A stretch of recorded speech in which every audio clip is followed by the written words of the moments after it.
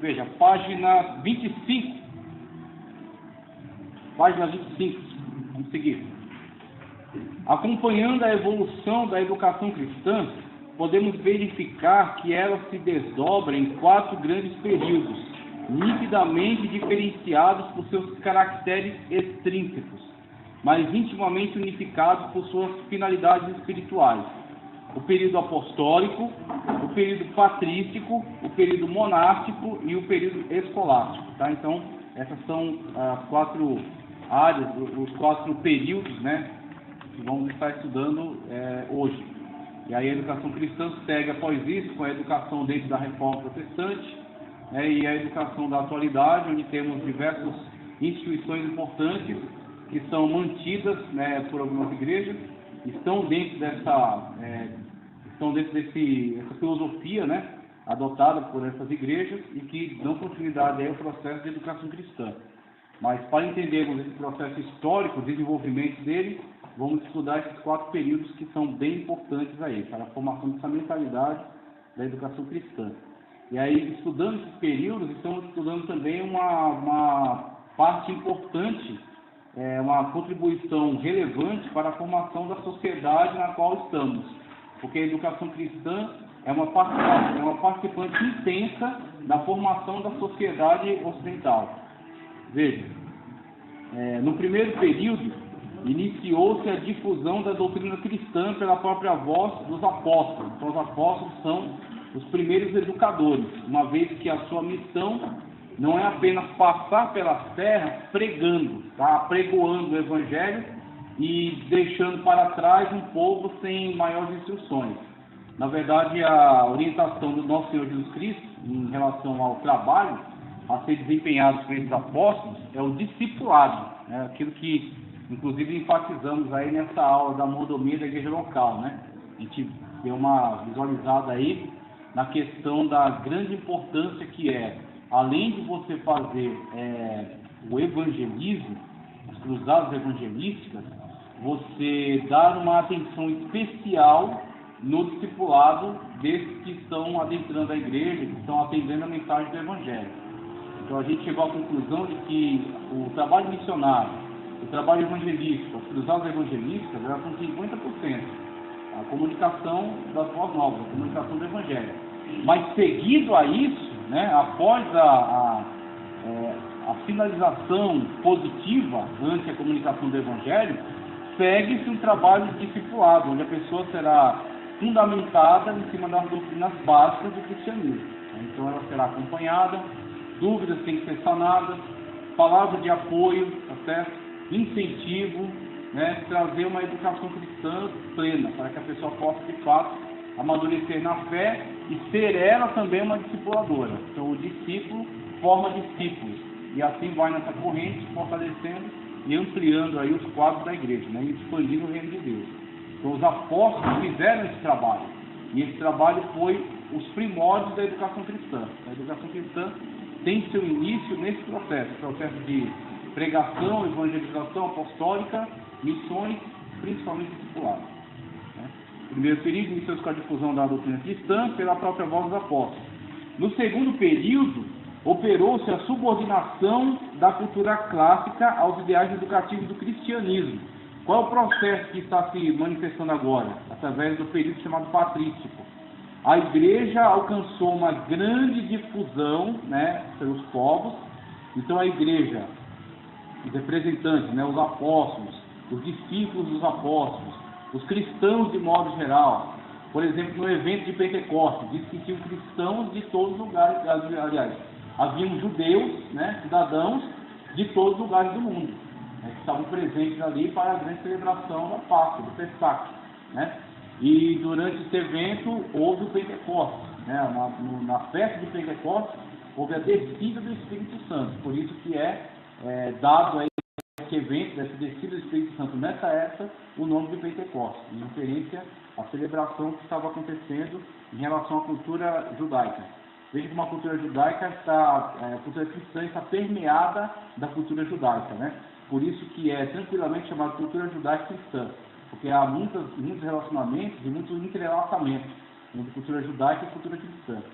Então nós vemos aí esse evento que é denominado Pentecostes, que é a descida do Espírito Santo nessa ocasião, e com aquela manifestação, né, estrondosa, muitos ficaram curiosos, né, e questionaram os apóstolos sobre o que estava acontecendo, né, a tal hora do dia, e Pedro, usado poderosamente pelo Espírito Santo, tomou da palavra e pregou com ousadia, pregou com poder, baseando-se principalmente naquela palavra do profeta Joel, falando acerca da promessa, né, da descida do Espírito Santo, do revestimento, né, do Espírito Santo.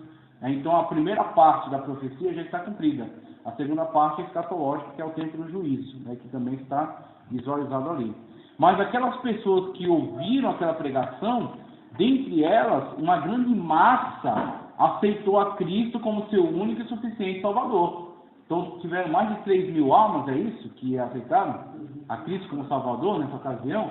E eles retornaram para suas terras. Eles tinham partas, medos, romanos, gregos, sírios, né, sirinenses, cipriotas, tinham pessoas de Ponto, Eusquino, tinham pessoas de diversas regiões, né, do mundo de então. E eles retornam para suas terras levando essa mensagem do Evangelho que eles acabam de aceitar. E aí, com certeza, levam a um ensinamento rudimentar, que será desenvolvido e dando início a diversas igrejas, né, que nasceram nesses pontos, que depois serão alvo do trabalho missionário. Os apóstolos vão enviar representantes até lá para continuar o trabalho de ensinamento, para continuar o trabalho de educação cristã. Mas veja que esse trabalho patrístico, ele vai se desenvolver a partir dessa grande difusão do cristianismo. É uma segunda fase. O cristianismo se difundiu, o cristianismo está presente em diversos lugares do mundo, facilitado aí por alguns movimentos, vamos dizer assim, algumas manifestações da situação histórica da época, do contexto histórico da época. Houve, com a dominação grega, a difusão da cultura e da língua grega pelo mundo. Então, muitos lugares do mundo, mesmo distantes, mesmo com o seu vernáculo, né, a sua língua materna, tendo uma diversidade de línguas entre diversos povos, todavia adotava-se uma sua língua materna e acrescentava-se a língua grega, para se relacionar dentro de um comércio que era bastante, vamos dizer assim, universalizado, né, por causa dessa intervenção grega dentro dos povos, né, a difusão da cultura grega, a difusão das cidades gregas, né, construir cidades gregas em vários lugares do mundo.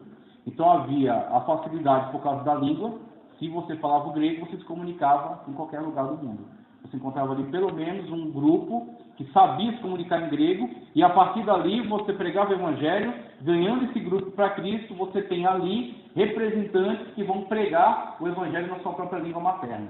Geralmente era esse o processo, era esse o movimento. E outro movimento da história secular que contribuiu na difusão do evangelho é o estabelecimento do Estado romano, com a Pax Romana. A Pax Romana estabeleceu como que uma paz, tá certo? Uma paz do mundo entre os povos. Por quê? Porque os povos antes viviam em constante batalhas de pequenos reinos. Então, cidades-estado, pequenos reinos, disputando constantemente o poder dentro da sua pequena região, tentando dominar os seus vizinhos, e assim havia muitos conflitos regionais. E quando o Estado romano cresceu e se avolumou e tomou todo o espaço e abacou muitos povos, ele impôs a paz entre esses povos e a submissão total à lei romana, a submissão total à autoridade romana. Então Roma dominava sobre os povos, impunha a paz a eles, não haveria mais guerra entre eles, porque todos estavam subjugados à lei romana, à autoridade romana. Tá certo? Então, com isso, claro que para os povos, para os judeus, por exemplo, isso era uma humilhação, isso era um tormento. Tanto que os judeus se revoltaram depois, no ano 70 da era cristã, eles se revoltaram, foi quando se cumpriu aquela profecia de Cristo, que não ficaria pedra sobre pedra, e depois em 135 eles novamente se revoltaram e foram espalhados pelo mundo no processo chamado de diáspora, né? Foram totalmente espalhados pelo mundo. Então, para essas nacionalidades era um conflito, era algo conflituoso, terrível, né? Humilhante. Mas, de modo geral, para a questão da difusão do cristianismo, foi vantagem, porque você tem a pacificação dos povos, a abertura das fronteiras, você tem como atravessar de regiões, territórios, fronteiras, abordar diferentes povos sem problema em relação a isso. Principalmente se você é um apóstolo Paulo e você tem cidadania dupla. O apóstolo Paulo era judeu, mas ele também era romano, e por nascimento. A cidade dele, Tarso, quem nascia lá naquela cidade, ela adquiria a cidadania romana por nascimento, por ser pertencente àquele lugar. Provavelmente uma benéfica que a cidade recebeu por ter favorecido o governo romano em algum momento da história. Então, os cidadãos eram considerados romanos por nascimento. Aquele cidadão de lá, e Paulo foi beneficiado com isso. Tanto que Paulo podia se beneficiar da lei romana e assim o fez. Quando ele foi preso, foi encarcerado injustamente, tem o devido processo legal, ele recorre ao direito romano. Né? Sendo eu cidadão romano, vocês me açoitaram, me prenderam sem qualquer tipo de interrogatório. E aí, quando tentam soltar ele na miúda, né, naquela da noite, ele exige falar com o tribuno. Aí o pessoal tem ele na base. Ele sabia que ele conhecia os seus direitos. E outra situação, quando Paulo está fazendo de férias, ele faz a sua própria defesa, os judeus estão tentando armar uma emboscada para matá-lo, ele sabendo de toda essa armação, ele pede uma audiência diante do imperador. E aí Félix, já sabendo qual é a estratégia dele, né, ele consente, e aí Paulo é conduzido agora por soldados da guarda romana, né, que iriam trazer a proteção sobre ele, e teriam que comparecer, porque senão aqueles soldados seriam eles mesmos punidos. Eles têm que levar o prisioneiro até a corte de César. E ele tem que ser introduzido e tem que ser julgado conforme o direito romano, porque ele era um cidadão romano. E Paulo se beneficia disso. E aí você vê todos esses contextos, essas situações, e outra coisa importantíssima, as estradas romanas. Roma é muito cuidadosa no sentido de construir vias de comunicação muito boas. Tá certo? Aquele ditado popular, quem tem boca vai a Roma. Por quê? Porque tinha várias conexões ligando a capital do Império às várias regiões distantes do mundo. Então, quem soubesse conversar, dialogar, né, chegaria até Roma. E aí tem exatamente, estrada tinha caminho para você chegar. Então, essas situações da história geral, elas beneficiam a difusão do cristianismo. Com a difusão do cristianismo, estabelecimento de igreja em diferentes culturas. Com esse estabelecimento dessas igrejas, a difusão do cristianismo, a tentativa de muitos grupos heréticos de invadir a fé cristã. Aí entra o gnosticismo, por exemplo. Né? Depois vai ter o maniqueísmo, na época de Agostinho. Agostinho vai pelejar contra o maniqueísmo. O pelagianismo, que já é uma heresia que nasceu dentro do cristianismo mesmo. Então tem diversas heresias. E aí, na época dos apóstolos, tem ebionistas, marcionitas, diversos outros movimentos heréticos que tentam se proliferar dentro do cristianismo, mas principalmente o gnosticismo, que foi um dos mais perigosos e que ameaçou seriamente o ensino doutrinário cristão. Porque se houvesse uma conivência com a difusão dessas heresias, o cristianismo teria sido deturpado desde a raiz. Porque logo depois que a igreja se fortaleceu e estava representada em diversos lugares, muitos mestres gnósticos, místicos, né, pessoas que difundiam suas doutrinas místicas, que associavam sua doutrina mística à filosofia grega, ao misticismo egípcio, e tentavam entrar na igreja transformando seu misticismo em doutrina cristã, constituindo para isso os livros apócrifos e pseudepígrafos.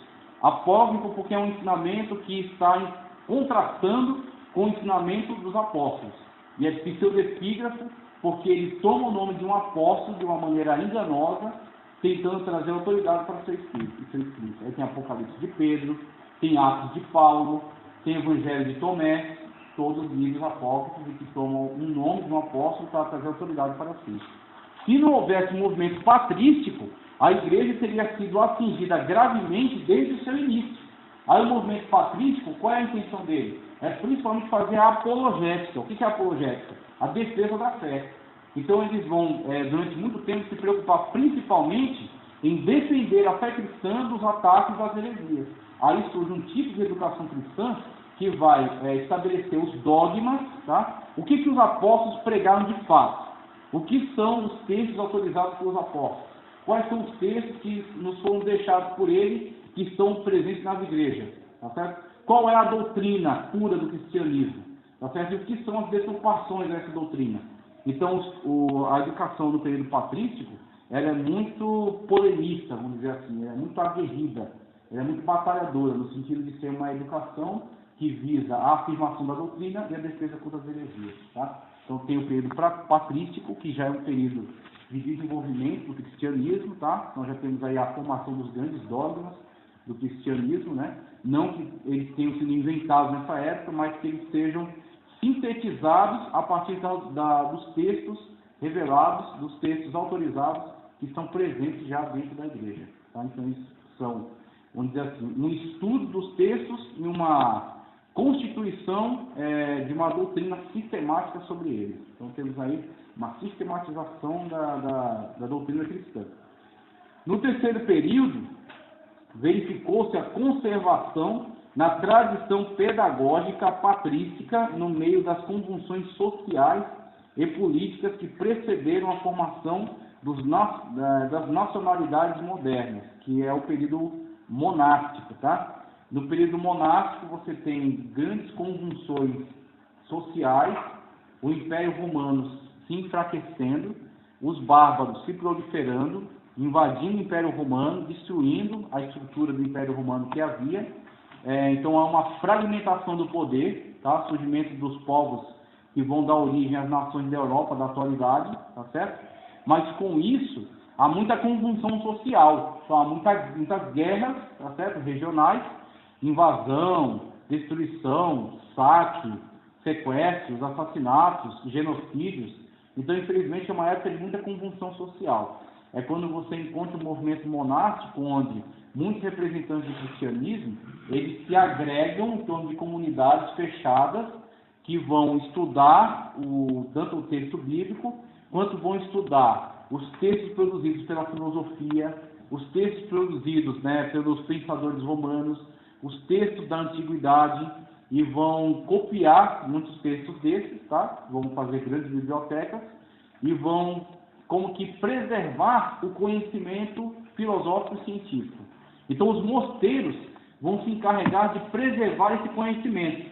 Depois os mosteiros é que serão responsáveis por comunicar esse conhecimento aos povos que estão nascendo. Então você tem os germanos, você tem os alamanos, você tem os visigodos, você tem os ostrogodos, os hunos, né, os merovínios, você tem diversos povos bárbaros que agora venceram, né, derrubaram o Império Romano e estão se afirmando como nação. E aí, nessa afirmação deles como nação, eles vão dar origem às nações da atualidade, né, aos portugueses, espanhóis, italianos, aos franceses, né, que é a união de gauleses e francos. Você vai ter os britânicos, que são saxões, anglos, né, e celtas também, muito presentes lá. Então você vai ter os britânicos, você vai ter os alemães, que são os germanos, né? Você vai ter diversas nacionalidades que hoje estão afirmadas como nacionalidades, né, como povos, como países, e para os quais o sistema monástico vai enviar missionários. Então os primeiros missionários que vão abordar essas nacionalidades vão cristianizar esses povos e vão comunicar tanto a fé cristã quanto comunicar o conhecimento que eles estavam reservando, que eles estavam guardando. Porque esses povos bárbaros, muitos deles não têm nem escrita. Então alguns já têm a sua própria escrita, que nem havia os germanos, acho que eram os saxões e os germanos tinham a escrita gótica, né? Aí tem os povos aí que tinham sistemas um tanto arcaicos de escrita, uma cultura própria, só que é uma cultura assim, muito básica. Os povos são muito mais aguerridos, são muito mais voltados para a questão bélica, né? A questão das disputas de terra, a questão das disputas de território, né? Então o que acontece? É a cultura cristã que vai resgatar toda a estrutura romana de Estado, tá? E vai comunicar a esses povos a legislação romana, tá? Então o sistema jurídico dessas nações foi comunicada, né, através de uma transferência desde a construção romana, né, da lei, que foi preservada dentro dos monastérios e depois será comunicada à aristocracia desses reis que estão surgindo, tá? Então através do sistema monástico. Aí vai comunicar o cristianismo, vai comunicar a legislação romana e vai comunicar a filosofia grega. Aí vai ter o platonismo, né, o aristotelismo, né, que vão ser comunicados, esses conhecimentos, e os grandes teólogos cristãos que vão surgindo, reinterpretando isso conforme a ótica cristã. Ok? Só depois é que vão começar a surgir, no período escolástico já, vão começar a surgir as grandes universidades, e dentro das grandes universidades, aí entra aquilo que a gente estudou de educação hebraica, no período tardio da educação hebraica já, depois que há a queda, né, de Jerusalém, 135 depois de Cristo, quando os judeus estão espalhados na diáspora, eles fundam suas comunidades, né, pelo mundo, eles vão crescendo em diferentes lugares do mundo. Quando a Europa chega na fase, né, perto do ano 1000, chega na fase em que agora essas nacionalidades estão quase que todas cristianizadas, né? A Europa quase que em peso já é cristã. E agora essas instituições estão sendo fortalecidas e começam a surgir as primeiras escolas se apartando da igreja, tá certo? Primeiras escolas que estavam vinculadas aos monastérios, estavam vinculadas às abadias, tá? E essas escolas se preocupavam principalmente com o ensino eclesiástico, a formação, né, dos padres, a formação dos bispos, a formação dos arcebispos, estava voltada principalmente para o ensino eclesiástico, mas também um ensino de filosofia, um ensino de lei, um ensino de costumes, tá certo? Um ensino de ética, um ensino de moral. Então, primeiro essas escolas vinculadas às abadias e aos monastérios. Depois essa escola começa a crescer e começam a haver contribuições de outros saberes. É quando você vai ter a formação das grandes universidades, tá certo? Com essas universidades você tem a entrada de professores de fora do cristianismo, e aí você vai ter, por exemplo, a Universidade de Bolonha, que é, se eu não me engano, é a primeira, e na Universidade de Bolonha você vai ter a admissão de judeus. Esses judeus são os especialistas em fazer a tradução dos textos árabes, e esses textos árabes, que são uma cultura mais antiga, do que essa cultura cristã que acaba de se consolidar, essa cultura árabe ela tem textos originais de Aristóteles, não traduções, textos originais, tá? De Aristóteles. Elas têm textos, né, de Platão, e eles têm textos de muitos pensadores filósofos da Pérsia, tá certo? E árabes também, e que estavam num nível cultural mais avançado do que a Europa. Então, vai ter médicos, vai ter textos de medicina, vai ter textos de engenharia, textos, né, relacionados à geometria, ok? Ciências que ainda estavam num processo de desenvolvimento na Europa e que no mundo árabe já era avançada. Aí quem vai fazer a ponte para comunicar esse conhecimento do mundo árabe para o mundo cristão? Os judeus, que vão ser admitidos na universidade, vão ser os primeiros tradutores, tá certo? E vão também ser professores dentro dessas universidades. É onde você tem o surgimento do período escolar, ok? Quando surgem as grandes universidades, os grandes pensadores que pegam essa vasta, né, gama de textos filosóficos e eles começam agora a aplicar uma interpretação cristã ampla sobre todos esses saberes. É quando você tem, por exemplo, a formação com Tomás Aquino da Suma Teológica. A Suma Teológica é uma resposta cristã a todas as questões da vida, todas as questões presentes no pensamento de então. Então a Suma, né, ela aborda isso, ela aborda, olha, qual é a posição cristã em relação a todos esses assuntos. Criação, natureza, homem, Estado, saúde, anjos, aonde surgem essas grandes obras, né, enciclopédicas, essas grandes obras volumosas.